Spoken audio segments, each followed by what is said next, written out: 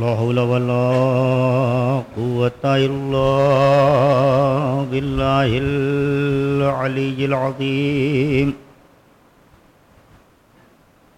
حسبنا الله ونعم الوكيل ونعم المولى ونعم النصير. بسم الله الرحمن الرحيم. الحمد لله الذي هدانا لهذا وما كنا لنهتدي لولا أن هدانا الله. لقد جاءت رسل ربنا بالحق والصلاة والسلام والتحية والإكرام على النبي الرحمة والشفيع الأمة الصاحب الوقار والسكينة المدفون بعرض المدينة مولانا أبي القاسم محمد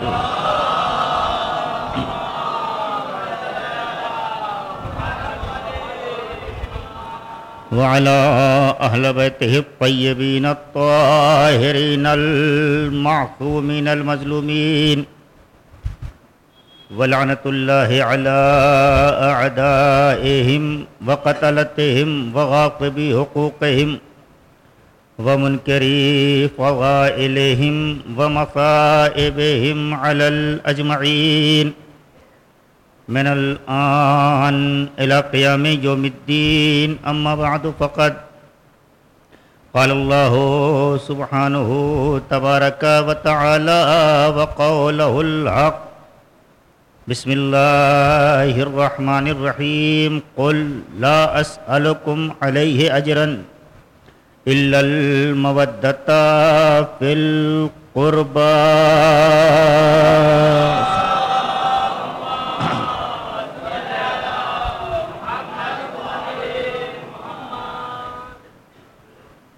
حضرات گرامی قدر اور برادران عزیز،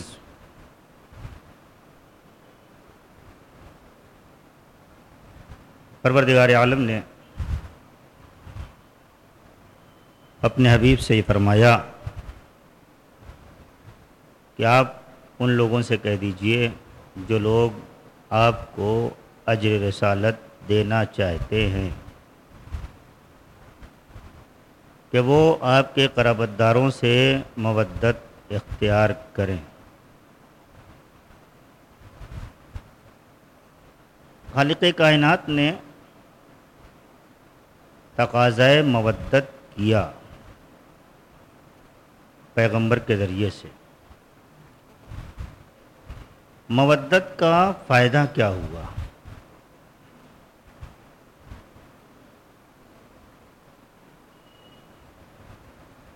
مودت کا فائدہ یہ ہوا کہ جن لوگوں نے مودت کو سمجھ کر کے اور مودت اختیار کی، ان کو پروردگار عالم نے یہ اعزاز دے دیا کہ صبح قیامت تک کے لیے لائق سلام بنا دیا. ابھی نہیں پہنچے آپ، میں پہنچاؤں گا آپ.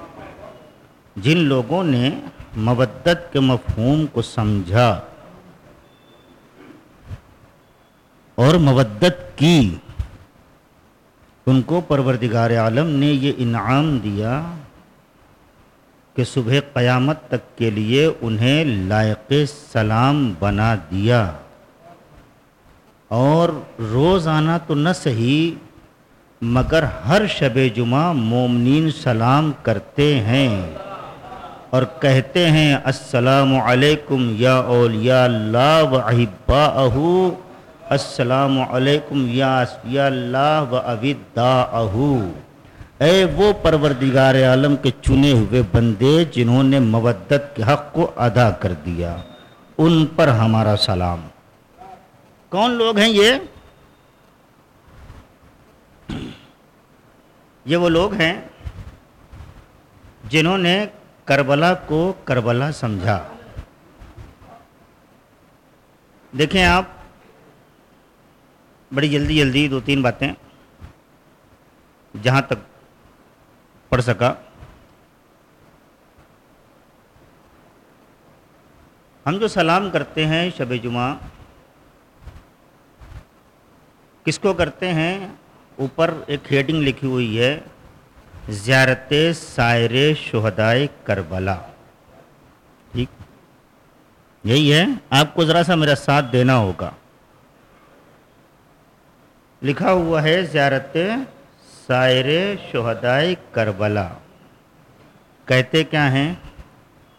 السلام علیکم یا اولیاء اللہ و احباءہ، السلام علیکم یا اصفیاء اللہ و ابداءہ، السلام علیکم یا انصار دین اللہ، السلام علیکم یا انصار رسول اللہ، السلام علیکم یا انصار امیر المومنین، السلام علیکم یا انصار فاطمۃ الزہراء سیدۃ نساء العالمین۔ صلوات پڑھیں۔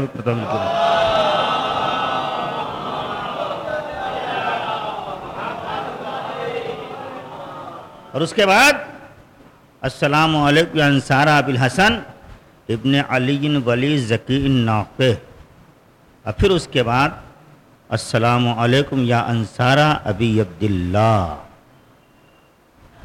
کس کی نصرت کی انہوں نے؟ کس کی نصرت کی انہوں نے؟ نصرت کی انہوں نے امام حسین کی۔ کہا جا رہا ہے اے دین کے ناصرو، اے رسول کے ناصرو، اے امیر المومنین کے ناصرو، اے جناب فاطمہ کے ناصرو، اے امام حسن کے ناصرو، نصرت کی ہے امام حسین کی۔ یہ خطابت نہیں ہے زیارت، یہ چھٹے امام کی مرتب کردہ لفظیں ہیں جو میں نے آپ کے سامنے بیان کی ہیں۔ نصرت کی ہے امام حسین کی۔ کہا جا رہا ہے دین کے ناصرو، اے اللہ کے چنے ہوئے لوگو، اے حق مودت ادا کرنے والے لوگو، اے امیر المومنین کے ناصرو، اے معصوم عالم کے ناصرو، اے امام حسن کے ناصرو۔ میرے مولا کہنا کیا چاہتے ہیں، بتانا کیا چاہتے ہیں؟ انہوں نے تو فقط آپ کی نصرت کی ہے، رسول کی نصرت نہیں کی، امیر المومنین کی نصرت نہیں کی، سید نساء العالمین کی نصرت نہیں کی، انہوں نے امام حسن کی نصرت نہیں کی، نصرت کی ہے فقط امام حسین کی۔ چھٹے امام نے بتایا میں یہی تو بتانا چاہتا ہوں، جو حقیقت میں حسینی ہو جائے گا وہ اللہ کا بھی ہو جائے گا، رسول کا بھی ہو جائے گا۔ ایک صلوات پڑھے محمد والے محمد۔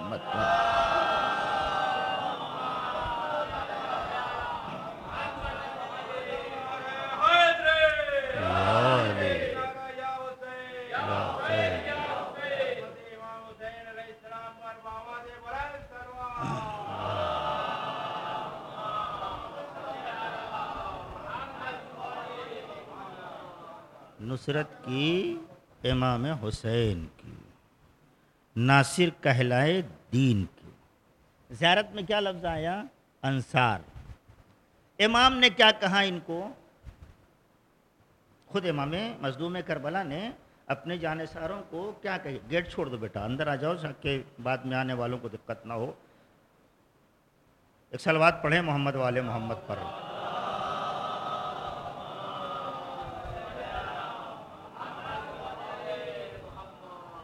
آواز تو آج برابر پہنچ رہی نا؟ امام نے کیا کہا؟ امام نے کہا جیسے صحابی مجھے ملے، نہ میرے نانا کو ملے، نہ میرے بابا کو ملے، نہ میرے بھیا کو ملے۔ امام نے زیارت میں کیا کہا؟ السلام علیکم یا اصحاب الحسین نہیں کہا، السلام علیکم یا اصحاب رسول اللہ نہیں کہا، کیا کہا؟ انصار کہا۔ صحابی میں اور ناصر میں فرق کیا ہے؟ صحابی میں اور ناصر میں فرق کیا ہے؟ دیکھیے میں بانیہ مجلس سے بہرحال معذرت چاہتا ہوں کہ میں پورا وقت نہیں دے پا رہا ہوں جو مجھے دینا چاہیے۔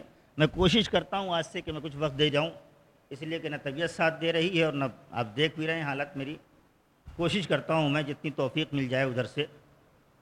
امام مظلوم نے کیا کہا؟ جیسے صحابی مجھے ملے. چھٹے امام نے کیا کہا؟ اے انصار حسین. صحابی کا لفظ استعمال کیوں نہیں کیا؟ صحابی میں اور ناصر میں فرق کیا ہے؟ پڑھنا میری ذمہ داری ہے، قبول کرنا آپ کی ذمہ داری ہے. صحابی اسے کہتے ہیں جو لینا جانتا ہو، ناصر اسے کہتے ہیں جو دینا جانتا ہو. ایک صلوات پڑھیں محمد و آل محمد پر.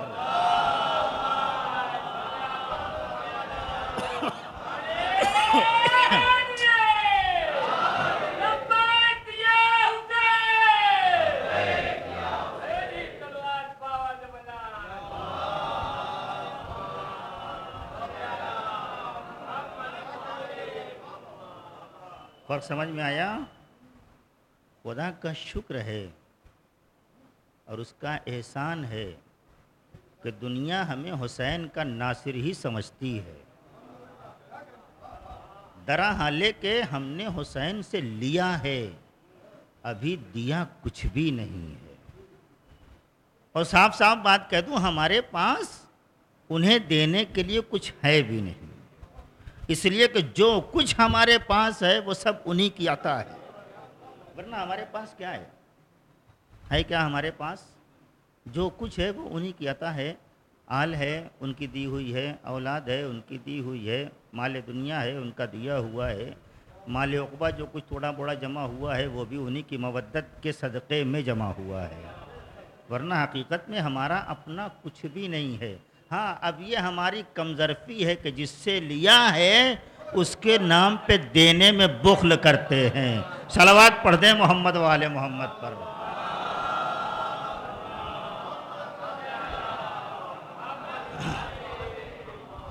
آئیے اب براہ راست وہ سوال جو روز اول چھوڑا تھا اسے شروع کرتا ہوں. سوال تو میں نے 2-3 چھوڑے تھے، ابھی کہا بھی سلموں نے، لیکن میں وہ سارے جواب دوں گا نہیں. کربلا کیوں بنائی گئی؟ کربلا نہ ہوتی تو کیا ہوتا؟ کربلا سے ہمیں کیا ملا؟ اگر کربلا نہ ہوتی تو ہمارا کیا ہوتا؟ تفصیل میں نہیں جاؤں گا کسی بھی بات کی جواب میں. کربلا نہ ہوتی تو ہمارا کیا ہوتا؟ کربلا نہ ہوتی تو ہم آتے بھی نہیں. اتنی خاموشی کیوں رہ گئی آپ کی؟ کربلا نہ ہوتی، اب آپ چاہ رہے ہیں کہ ہم تمہید باندھ کے کہیں تو میں تمہید کے تو قائل ہی نہیں ہوں. میں جتنا نمک کھاتا ہوں اتنی حلال کرتا ہوں. تمہید وہاں باندھی جاتی جہاں میٹر نہیں ہو. میرے پاس پڑھنے کے لیے ہے الحمدللہ، جو کچھ یہاں سے ملا میں دے دیتا ہوں. کربلا نہ ہوتی تو ہمارا وجود ہی نہ ہوتا. جب باپ نے بیٹی کو کربلا بتائی، اب تمہیں سن لیجئے پھر، جب باپ نے بیٹی کو کربلا بتائی، آپ ہوں گے نہیں، میں نہیں، ابوالحسن نہیں، حسن نہیں، روئے گا کون؟ اللہ ایک قوم پیدا کرے گا. ہمارا وجود ہی کربلا کے تصدق میں ہے. اگر کربلا نہ ہوتی تو ہم خود بھی نہ ہوتے. آج اگر ہمارا وجود ہے تو کربلا کی بنسبت ہے، کربلا کے حوالے سے ہے. الحمدللہ ہم کربلا نہیں بھی گئے تو بھی کربلائی کہے جاتے ہیں. بس دعا کیا کیجئے کہ جیسے کہے جاتے ہیں ویسے ہی کربلائی ہو بھی جائیں. ہدف یہی ہے. کربلا کوئی سانحہ نہیں ہے، کربلا کوئی حادثہ نہیں ہے. کربلا پوری پلاننگ کے ساتھ تیار کی گئی ہے. کربلا پوری پلاننگ کے ساتھ بنی ہے. امام حسین کربلا پہنچ گئے 2 محرم کو. ایک طرف ہے 30,000 کا لشکر اور ایک طرف ہے صرف 72. امام حسین جب مدینے سے چلے ہیں تو امام حسین نے پہلے یزید کا اقتدار دیکھا، اپنا اختیار دیکھا. پتہ نہیں لفظیں میں پہنچا نہیں پا رہا ہوں یا شاید آپ کچھ اور سننا چاہتے، لیکن سننا آپ کو وہی پڑے جو سنا رہا. امام حسین نے پہلے اس کا اقتدار دیکھا، اپنا اختیار دیکھا، اس کی حکومت دیکھی، اپنی امامت دیکھی. نکل پڑے، چند افراد لے کر کے کربلا پہنچ گئے. ایک طرف 30,000 کا لشکر ہے، ایک طرف کل جمع 72 ہیں. یہ کون طے کرے گا کہ جنگ کتنی دیر ہوگی؟ ذرا سا میرے ساتھ آئیے، میں کربلا پڑھنا چاہ رہا ہوں. یہ کون طے کرے گا کہ جنگ کتنی دیر ہوگی؟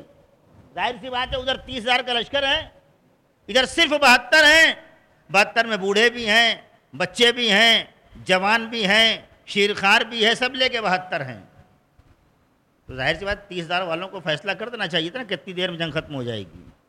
لیکن شب عاشور امام حسین نے نافع بن ہلال بجلی سے کہا تھا کل جنگ وقت عصر تک چلے گی، کل جنگ وقت عصر تک چلے گی. امام حسین نے شب عاشور یہ لفظ کہہ کے اپنے صحابی سے زمانے والوں کو بتا دیا کربلا میری مرضی سے تیار ہوگی، یزید کے اختیار سے نہیں بنے گی. کربلا میری مرضی سے اختیار پائے گی، آمادگی ہوگی، یزید کی مرضی سے نہیں.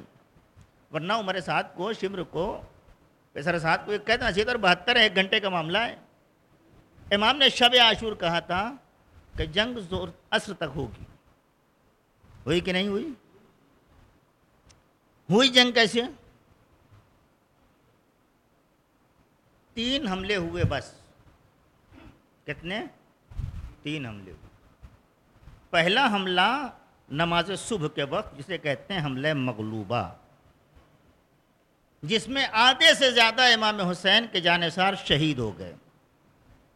بعض روایتوں نے یہاں تک لکھا ہے کہ 50 افراد تقریباً راہ خدا میں اپنی قربانی حملہ اولی میں دے چکے تھے.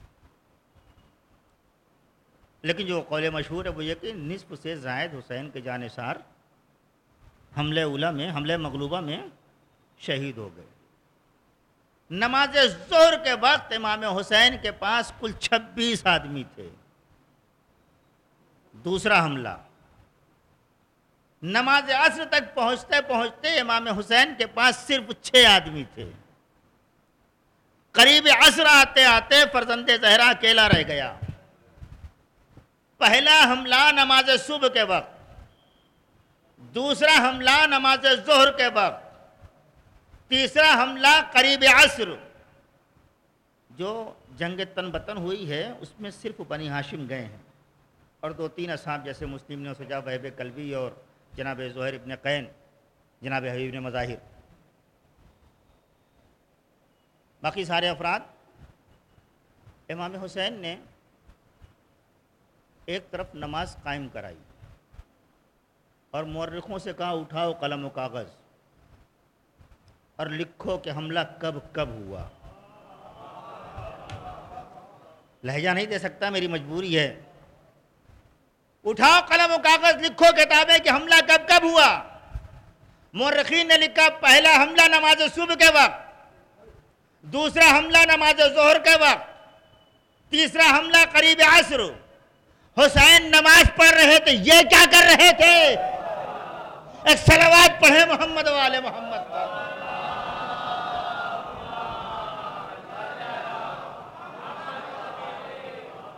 امام حسین تو نماز پڑھ رہے تھے، سب نے لکھ دیا. تو ادھر پہ تو مسلمان تھے، وہ کیا کر رہے تھے؟ تو یہ وہ وہی مسلمان تھے جو نعرہ تکبیر بلند بھی کرتے تھے اور گلا بھی کاٹتے تھے. آج یہ کام ہو رہا ہے. حسین نے 1382 سال پہلے ایسے مکاروں کے چہرے سے نقاب اتار دی تھی. کربلا بنا ہی اسی لیے گئی تاکہ ہر دور کا قاتل پہچانا جائے. کربلا بنی اس لیے تاکہ ہر دور کا قاتل پہچانا جائے، ورنہ کربلا بنانے کی کوئی ضرورت نہیں تھی. آج جو یہ کربلا بنائی جا رہی ہے، کربلا سنائی جا رہی ہے، کربلا پڑھی جا رہی ہے، کبھی آپ نے سوچا کہ یہ ہر سال کیوں ہو رہا ہے؟ ایک تھا سانحہ ہو گیا، تاریخ تھی ہو گئی. عالم اسلام کی 87 جنگیں ہیں، بڑی بڑی جنگیں.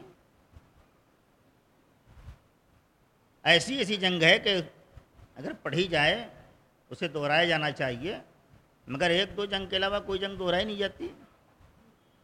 باقی تمام تر جنگیں کتاب کی زینت بنی ہوئی ہیں. ورنہ لکھی جانی چاہیے، جس سے لکھی گئی تب پڑھی بھی جانی چاہیے۔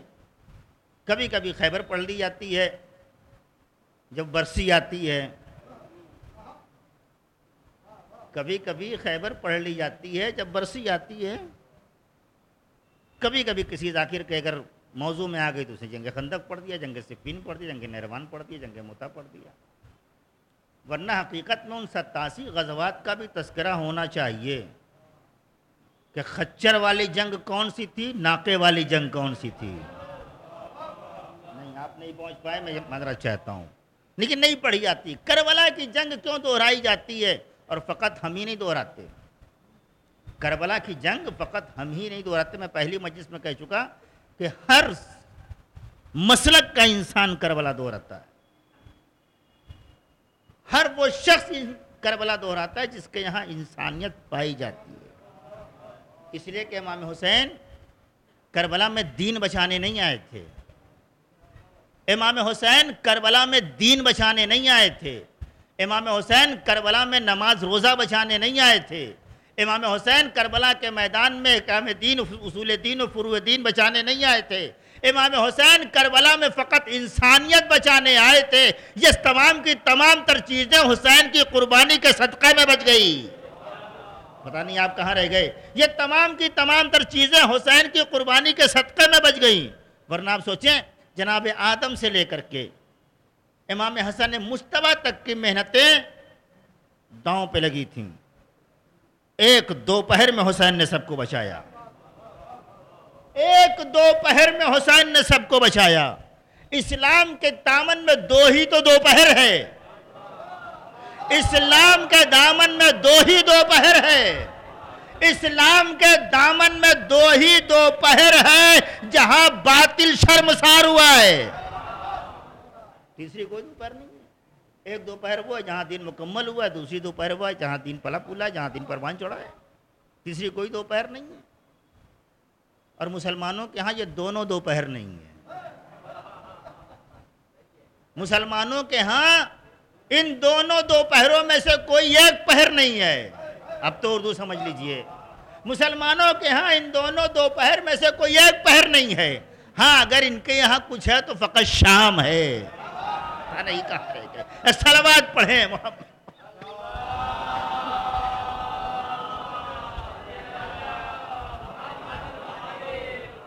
سے بہتر انداز میں صلوات پڑھیں۔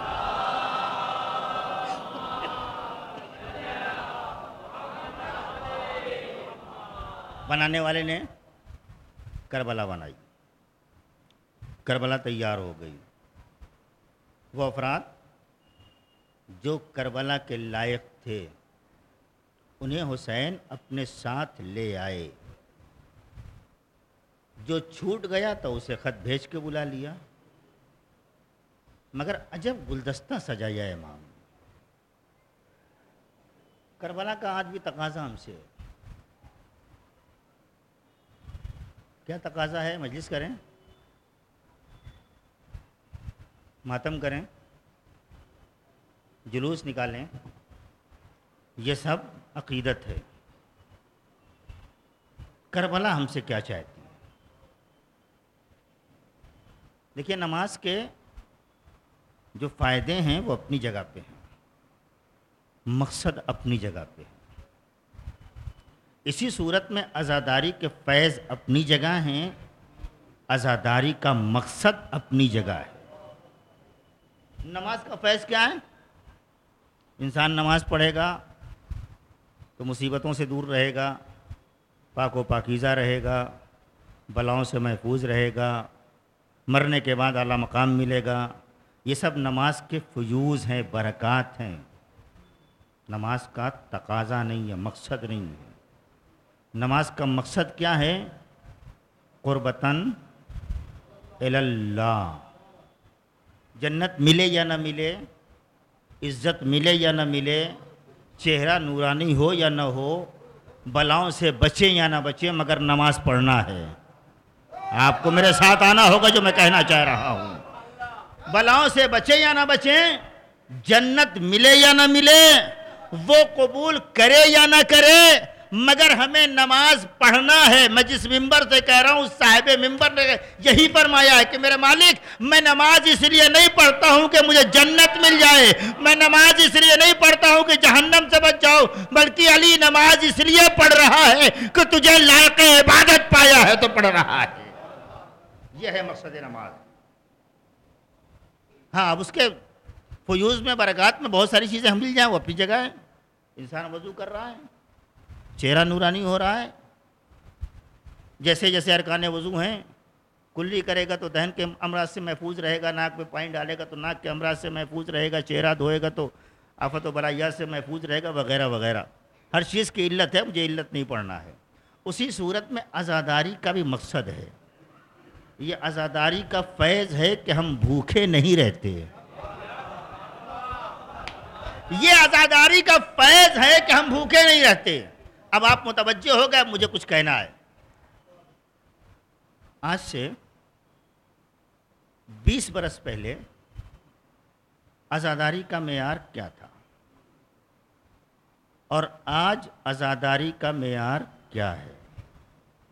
کوئی معذرت خواہی نہیں کروں گا میں اپنے بیان کی، کوئی تکلف بھی نہیں کروں گا کہنے میں۔ جو بزرگ ہیں یہ لوگ بتائیں گے کہ پہلے ایام ازاں کے آنے سے پہلے جو گھر کے پرانے کپڑے ہوتے تھے انہی کو کلر کر کے پہنا جاتا تھا اور بچوں کو پہنایا جاتا تھا۔ غلط کہہ رہا ہوں؟ سب مل کے بولیے، یہی ہے؟ اب آج کیا ہے؟ آج کیا ہے؟ 7ویں کو کیا پہننا ہے، 9ویں کو کیا پہننا ہے،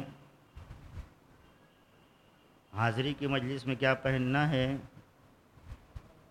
اب مجھے یہاں کا تو نہیں پتا، میں نے یہاں دیکھا نہیں عشر اولیٰ، لیکن ہمارے یہاں ہوگا، یہاں بھی ہمارے یہاں آج بھی یہ رسم ہے، یہ طریقہ ہے کہ ہلال محرم کے بعد ہمیں چارپائی پہ سونا نصیب نہیں ہوتا، پلنگ الٹ دی جاتی ہے۔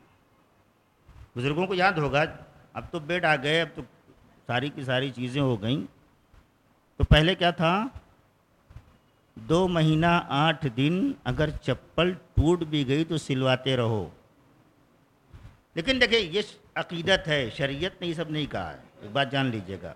2 سال 3 سال پہلے میں نے ایک بات کہی تھی کہ آپ محرم میں مجبور اگر ہو جائیں تو نیا کپڑا، انسان ہے اس کے پاس سفر پہ جا رہا ہے، بریف کیس لے کر کے جا رہا ہے، میں نے مثال دی تھی، اور راستے میں بریف کیس چوری ہو گیا تو بیچارہ کیا کرے؟ ننگا گھومے؟ اب اس کے پاس دوسرا کوئی چارہ نہیں ہے تو وہ کیا کرے؟ وہ مجبوری ایک اپنی جگہ ہے، فیشن اپنی جگہ ہے۔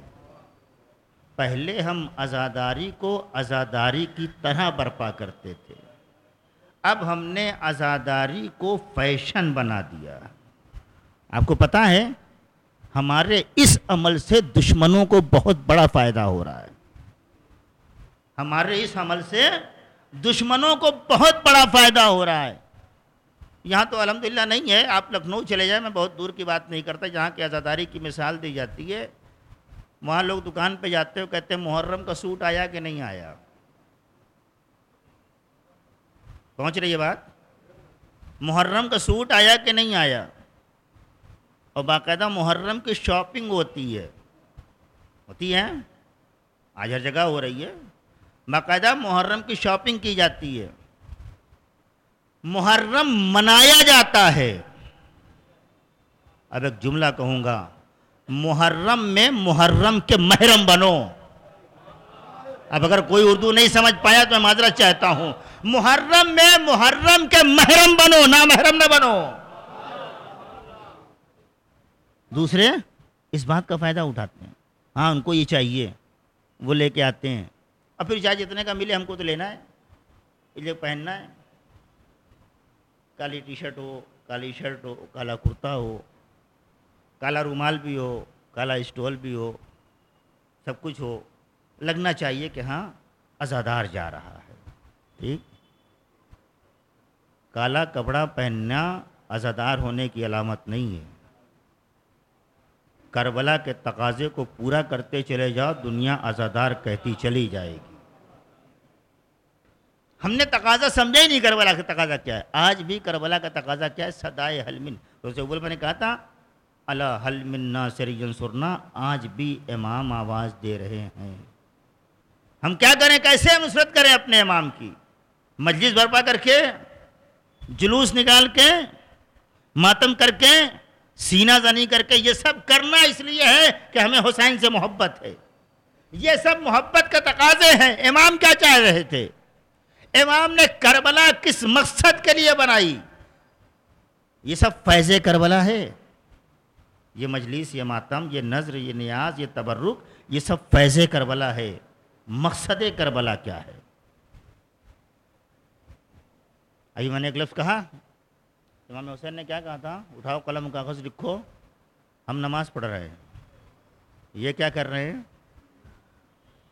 تاکہ دنیا کربلا کے مقصد کو سمجھے.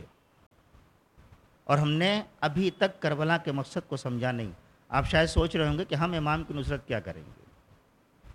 ہم امام کی نصرت کیا کریں گے؟ امام کو ناصر کی ضرورت نہیں ہے، معاف کیجیے گا. امام ہم سے نصرت لے کر کے اپنی ہمیں لائق سلام بنانا چاہ رہے ہیں. ابھی میں نے زیارت وارثہ پڑھ چکا میں آپ کے سامنے. ہمیں لائق تعظیم بنانا چاہ رہے ہیں، ہمیں عزت دینا چاہ رہے ہیں تاکہ حسین کے ناصروں میں ہمارا شمار ہو جائے. یوں ہی نہیں کہا جا رہا ہے السلام علیکم یا انصار دین اللہ. کچھ تو ہے، کچھ تو کیا ان لوگوں نے. کیا کیا ہے ان لوگوں نے؟ شب عاشور بھائی بہن کی گفتگو ہو رہی تھی، پوچھ لیا بہن نے. پوچھا کیوں جناب زینب نے؟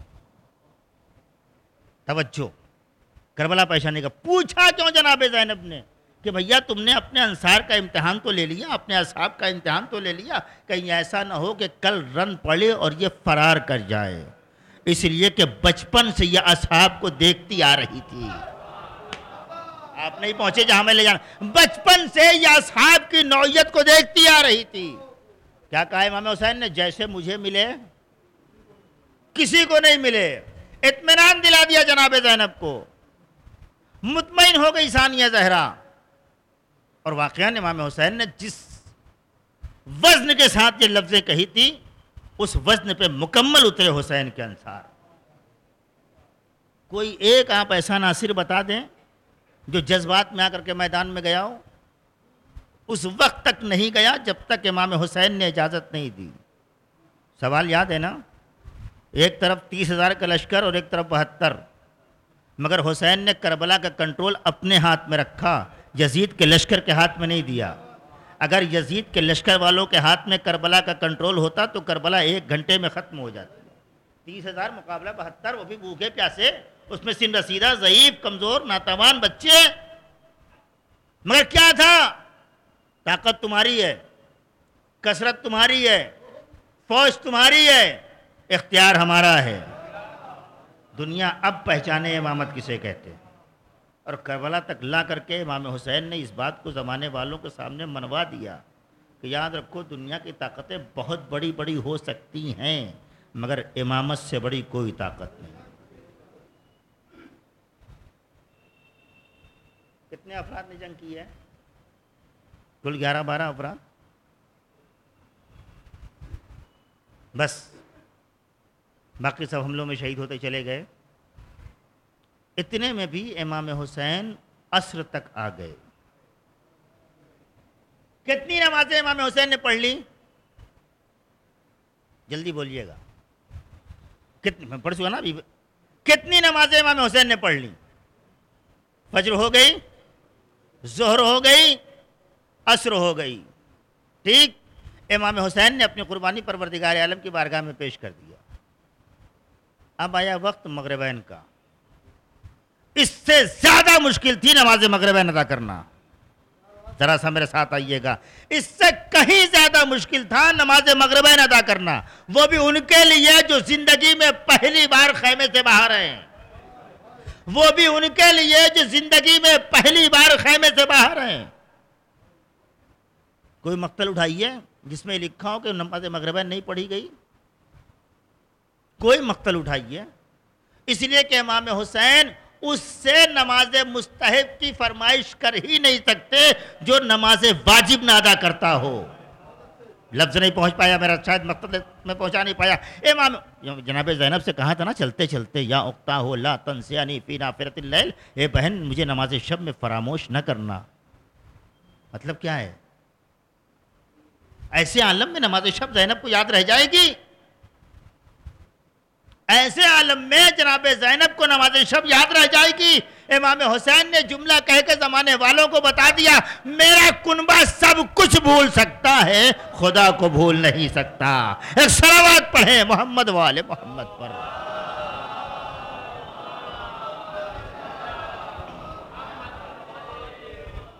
اور دیکھا لوگوں نے امام چہارم کو دیکھا نماز پڑھتے ہوئے، جلی ہوئی تنابوں کے پاس نماز پڑھ رہے ہیں۔ کس عالم میں پڑھ رہے ہیں؟ ہتکڑی ہے، بیڑی ہے، گلے میں توقے خاردار ہے، جا بجا اعزا کے لاشیں پڑے ہیں،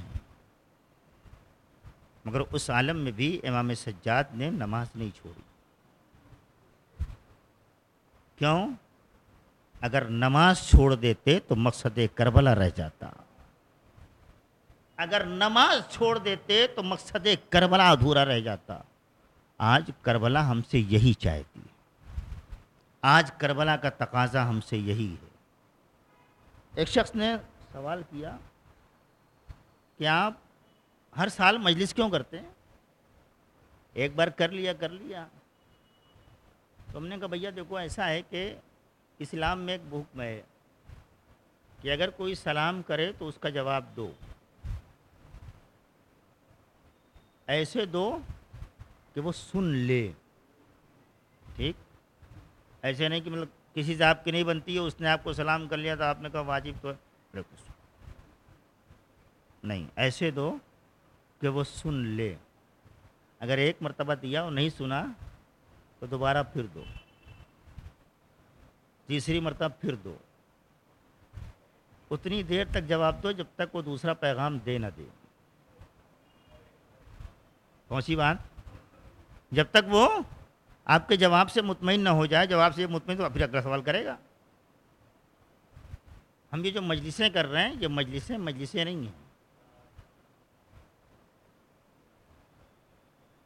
کیا ہے یہ حسین کے اس سلام کا جواب ہے جو حسین نے امام سجاد کے ذریعے اپنی شیعوں تک پہنچایا تھا۔ پہچانیے، محسوس کیجئے اس کو، آپ کر کیا رہے ہیں؟ جو آپ مجلس میں آ کے بیٹھ گئے، یہ آپ کر کیا رہے ہیں؟ اس کا مقصد کیا ہے؟ اس کا ہدف کیا ہے؟ دیکھیے مجلسوں کے فیوز ہیں کہ بچوں کو علم مل جائے، بچوں کا کردار سنور جائے، یہ سب فیوز ہیں۔ حق کیا ہے؟ وہ اپنی جگہ واقعی ہے۔ حق ادا کرنا بہت ضروری ہے، اس لیے کہ جب تک حق ادا نہیں کر سکتے تب تک کسی بھی غاصب پہ لعنت نہیں کر سکتے۔ پہلے خود حق ادا کیجیے، اس کے بعد۔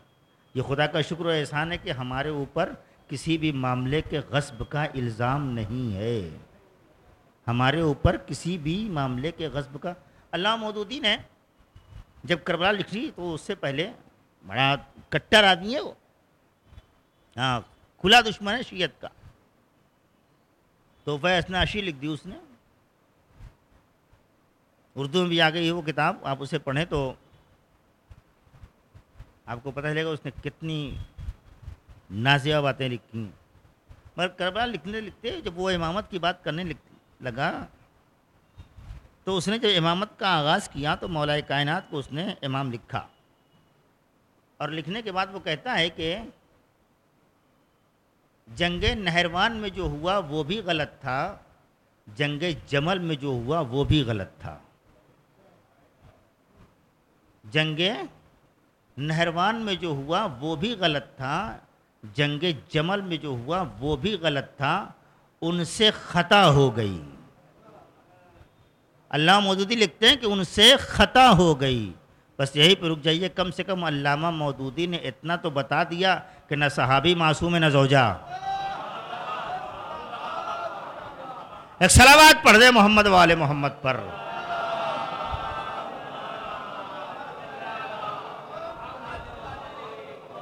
اور اس کے بعد لکھا کہ ان دونوں جنگوں کا نتیجہ کربلا بنا۔ اگر یہ واردات نہ ہوتی تو پھر اتنی بڑی تاریخ نہیں لکھی جاتی۔ بس میرے عزیزوں، میں اپنے وقت سے قریب ہو گیا۔ آج ہمارے سامنے بہت بڑی ذمہ داری ہے، ہر ایک فرد کے کاندھے پہ ذمہ داری ہے۔ وہ ذمہ داری یہ کہ مقصد کربلا کو پورا کرے، جس حد تک ہو سکے پورا کرے۔ اس لیے کہ حق تو کوئی ادا نہیں کر سکتا، اس حق کو ادا کرنے کی کسی کے اندر صلاحیت نہیں ہے۔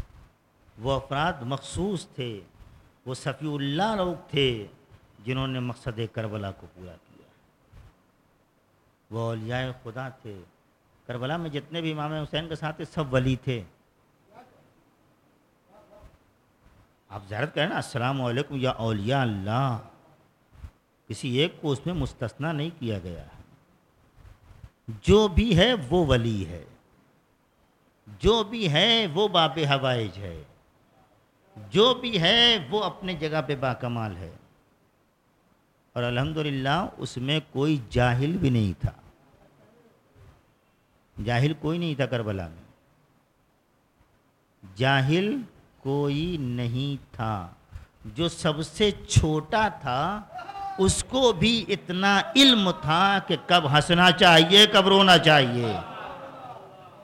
اتنا بھی شعور دیکھیں آپ۔ کربلا ہمیں جہل سے نکالنا چاہتی ہے، کربلا ہمیں بے غیرتی سے نکالنا چاہتی ہے، کربلا ہمیں تنزلی سے نکال کے ارتقاء تک لے جانا چاہتی ہے۔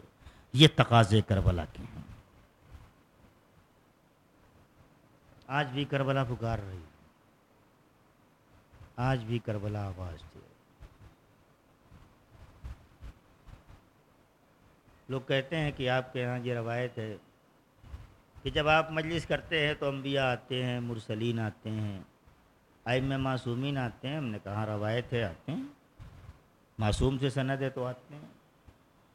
کہنے لگے کہ 1,24,000 نبی آتے ہیں اور آپ کے امام بارگاہ میں آ جاتے ہیں۔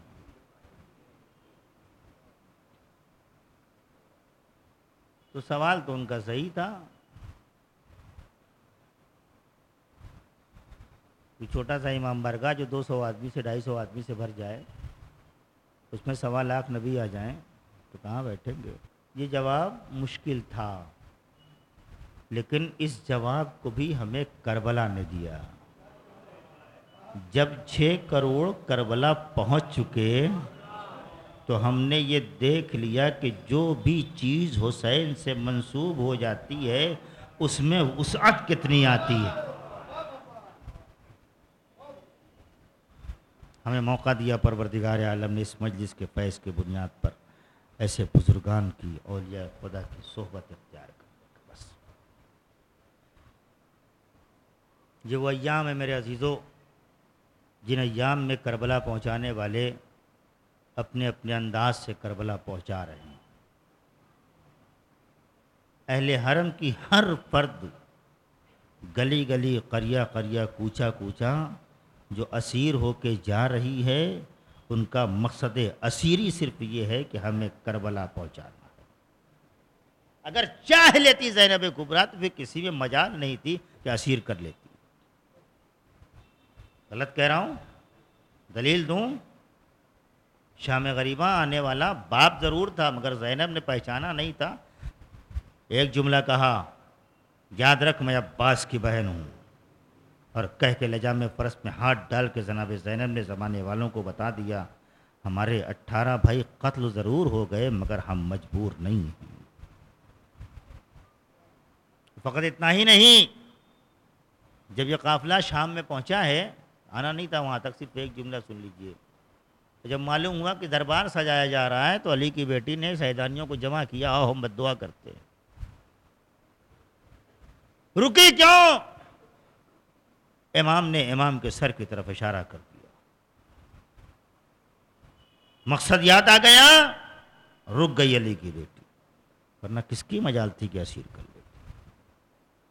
اس کربلا کو سکینہ نے اپنے آنسوؤں سے پہنچایا، حسین کی بہن زینب نے اپنے خطبوں سے پہنچایا، سید سجاد نے اپنی دعاؤں کے ذریعے پہنچایا،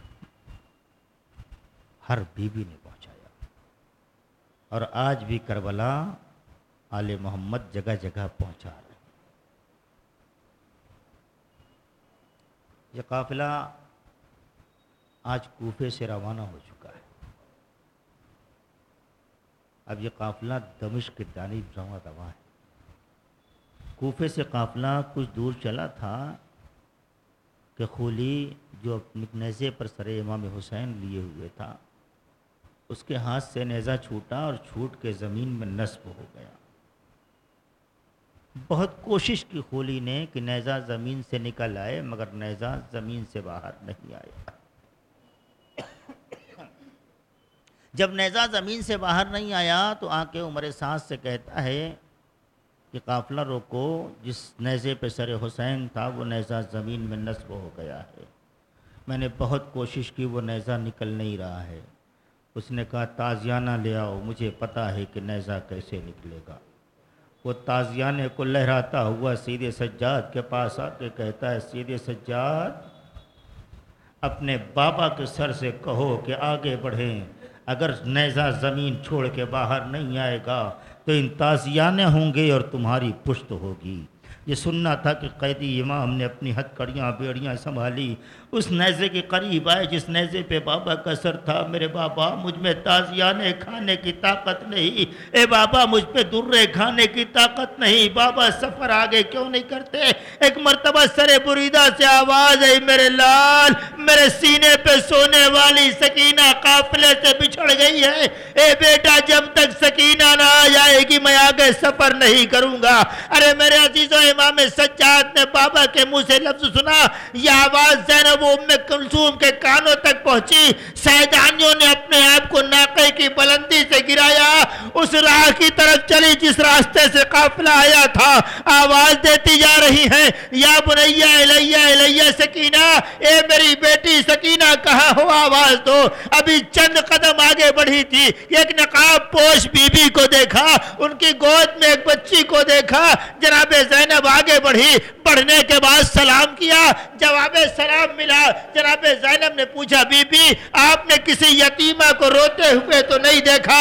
ہائے بابا کا مرثیہ پڑھتے ہوئے تو نہیں دیکھا؟ نقاب پوش نے ایک مرتبہ اپنی ردا ہٹائی اور ہٹانے کے بعد کیا کہ اسی بچی کی تلاش ہے۔ اب جو جناب زینب نے دیکھا کہ وہ بچی جو شام غریبہ سے جاگی تھی اچانک اس بی بی کی آغوش میں آ کے سو رہی ہے۔ جناب زینب آگے بڑھی، جناب سکینہ کے شانے پہ ہاتھ رکھا، بیٹی سکینہ اٹھو اٹھو، میری لاڈلی قافلہ تمہارے لیے ٹھہرا ہوا ہے۔ پھوپھی کی آواز سنی، جاگ گئی بچی۔ جناب زینب نے بچی کو لیا، لے کے چلنا چاہتی ہیں، ایک سوال کیا، کہا میری لاڈلی جب سے تیرا بابا مارا گیا ہے تب سے میں تم سے بار بار کہہ رہی ہوں آؤ بیٹی میری گود میں سو جاؤ، آؤ سکینہ میرے سینے پہ سو جاؤ۔ کبھی کلثوم کہتی آؤ بیٹی میرے کلیجے سے لگ جاؤ، کبھی بھابھی رباب کہتی آؤ میری گود میں سو جا۔ اے بیٹی مگر تو کہتی تھی مجھے نیند نہیں آتی، نیند آئے گی جب آپ کی بو پاؤں گی بابا۔ اے میری لاڈلی تیرا صرف یہی ایک مرثیہ تھا، مجھے اتنا بتا دے کہ آخر تجھے اس بی بی کی آغوش میں نیند کیسے آ گئی؟ سنو گے جواب بطول؟ ایک مرتبہ جناب سکینہ کہتی ہے پھوپھی اماں جب میں ناقے سے گری، ارے اس خاتون نے آگے بڑھ کے مجھے اپنی گود میں سہارا دے دیا اور جیسے ہی اپنے سینے سے لگایا ارے مجھے بابا کی بو محسوس ہوئی، میری عادت تھی بابا کے سینے پہ سونے کی، اے پھوپھی اماں مجھے نیند آ گئی۔ ارے جیسے ہی بھائی کی بو کا سوال سنا جناب زینب معظمہ کے قریب گئی، اے بی بی آپ کا بڑا شکریہ، جب سے اس بچی کا بابا قتل ہوا ہے ارے اس کے سر پہ کسی نے دست شفقت نہیں رکھا، ارے آپ نے اسے گود میں بٹھایا، آپ نے سر پہ دست شفقت پھیرا، اے بی بی آپ کا بڑا احسان ہے، مگر اتنا بتا دے کہ آپ کون ہیں؟ ارے یہ سوال زینب کا تھا، بی بی نے نقاب الٹی، اے زینب میں کوئی اور نہیں، میں تیری ماں ہوں۔ اے بیٹا جب سے تم نے مدینہ چھوڑا ہے تیری ماں نے بھی اپنا مزار چھوڑ دیا ہے۔ اللہ لعنت اللہ علی قوم الظالمین سیعلم الذین ظلموا ای منقلب ینقلبون ان للہ و انا الیہ راجعون۔ پروردگارہ ہماری اس عبادت کو اپنی بارگاہ میں شرف قبولیت عنایت فرما، ہماری اس تعزیت کو، ہماری اس تسلیت کو، ہمارے اس پرسے کو خاندان آل محمد بالخصوص امام زمانہ کی خدمت میں شرف قبولیت عنایت فرما۔ پروردگار ہم جب تک زندہ ہیں میرے مالک ہمیں مسلک آل محمد پہ قائم رہنے کی توفیق عنایت فرما۔ بار اللہ ہم سے پہلے جتنے بھی لوگ تیری بارگاہ میں مراجعت کر چکے ہیں ان تمام تر مرحومین کی مغفرت فرما۔ بار اللہ جلد از جلد یوسف زہرا منتقم خون کربلا امام زمانہ کو اذن ظہور عنایت فرما۔ ہم سب کو حضرت کے اعوان و انصار میں شمار ہونے کی توفیق و سعادت نصیب فرما۔ ماتم حسین۔